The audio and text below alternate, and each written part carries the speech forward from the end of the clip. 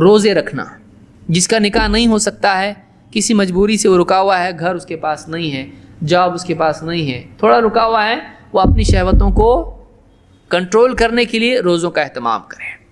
اللہ کے نبی صلی اللہ علیہ وسلم فرماتے ہیں صوم شہر الصبر وثلاثۃ ایام من کل شہر یذہبن وحر الصدر, کہ رمضان کے روزے اور اسی طرح سے مہینے کے 3 دن کے روزے 13, 14, 15, یہ 3 روزے مہینے میں اگر ریگولر آدمی رکھتا ہے, آپ نے فرمایا کہ یذہبن وحر الصدر, سینے کے اندر جو خواہشات یا اسی طرح سے جو بھی گندگیاں ہوتی ہیں, بیماریاں, وہ 3 روزے اس کو صاف کر دیتے ہیں.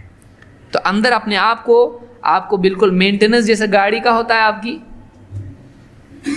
صحیح چلے گی پھر گاڑی پٹری چھوڑے گی نہیں, تو آپ کا اپنا بھی دل کا مینٹیننس ہے. یہ کیا ہے؟ یہ 3 روزے ہیں مہینے کے اور رمضان کے روزے ہیں.